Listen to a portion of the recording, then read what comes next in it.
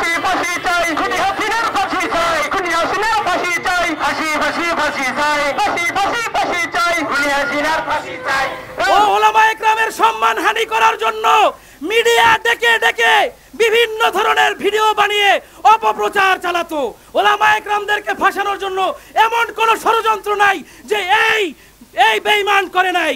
কিন্তু আল্লাহর মেহেরবানি দেখেন, কোনো মিডিয়া ছাড়া, কোনো ধরনের প্রচার ছাড়া আল্লাহ রাব্বুল আলামিন বাংলার জমিনে ওদেরকে উলঙ্গ করে দিয়েছে।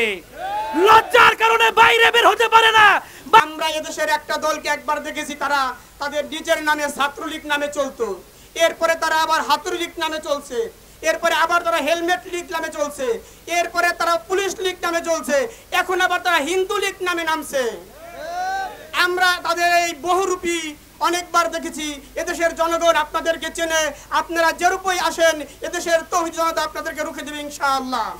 আজকে তারা বিতাড়িত হয়ে আজকে হিন্দুদেরকে উস্কে দিচ্ছে, হিন্দুদের উপরে তারা নিজেরাই হামলা করে আজকে এই বাংলাদেশকে অকার্যকর রাষ্ট্রে পরিণত করার চক্রান্তে লিপ্ত হয়েছে।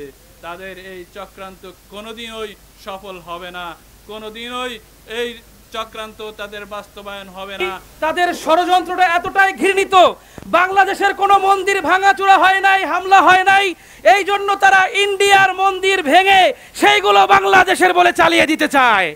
বাংলাদেশ খেলাফত মজলিসের নেতাকর্মীরা হিন্দুদের, বিশেষ করে ভারতীয় সন্ত্রাসী বাহিনী হিন্দুদের সকল প্রকারের ষড়যন্ত্র রুখে দিতে বদ্ধপরিকর ইনশাআল্লাহ। আজকে আমরা দেখছি বাংলার জমিনে আমার ছাত্র ভাইয়েরা, ওলামায়ে কেরাম, সাধারণ জনতা সকলের প্রচেষ্টায় একটা বাতিল এদেশ থেকে বিদায় নিয়েছে।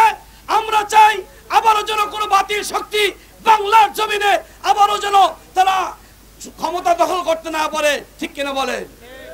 এই জন্য আমি আপনাদেরকে বলবো, সাধারণ মুসলমান, ওলামায়ে কেরাম, আপনারা সজাগ দৃষ্টিতে থাকবেন।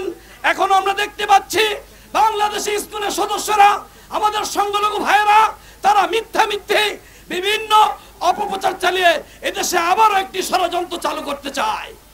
এই জন্য আমি আপনাদেরকে অনুরোধ করব, আপনারা সবসময় সোচ্চার থাকবেন, তারা যেন আবারও চক্রান্তর মাধ্যমে এদেশে কোনো বাতিল শক্তিকে ক্ষমতা আনতে না পারে। এই জন্য আপনারা সকলেই ওলামায়ে কেরামের ব্যানারে, বাংলাদেশ খেলাফত মজলিসের ব্যানারে, আল্লামা মামুনুল হক সাহেবের ডাকে সকলেই সাড়া দিয়ে এদেশের জন্য আবার একটি বিপ্লব কায়েম হয়, ইসলামী শাসন ব্যবস্থা কায়েম হয়। এই জন্য সকলেই বদ্ধপরিকর থাকবো ইনশাআল্লাহ। সংগ্রামী সাথী ও বন্ধুগণ, আমরা ইদানিং দেখতে পাচ্ছি বাংলাদেশের সংখ্যালঘুদের ব্যানারে এমন কিছু মানুষ আন্দোলনে নামে, যাদেরকে খোঁজ খবর নিয়ে দেখলে দেখা যায় একটা নির্দিষ্ট দলের সদস্য। শুধু তাই নয়, এবং তারা আবার মুসলমান ঘরের সন্তান।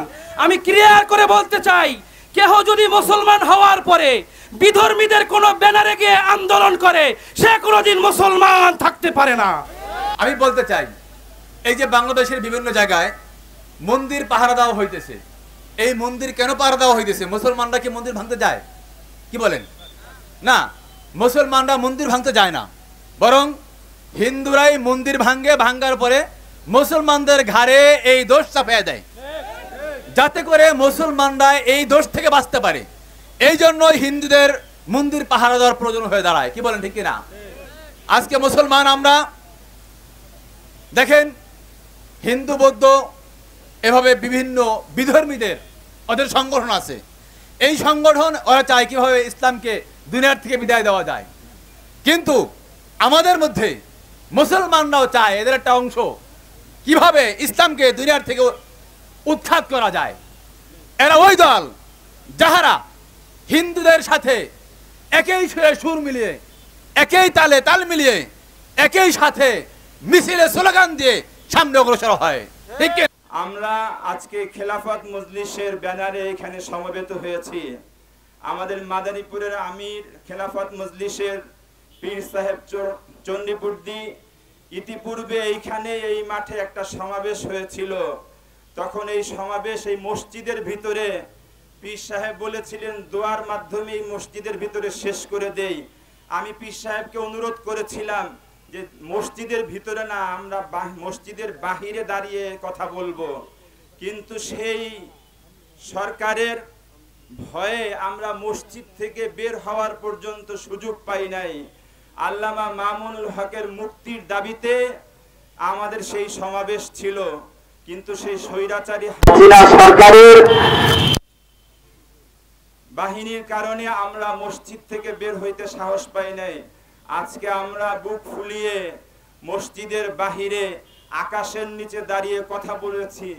আমাদের বুকের মাঝখান থেকে একটা বড় পাথর সরে গিয়েছে।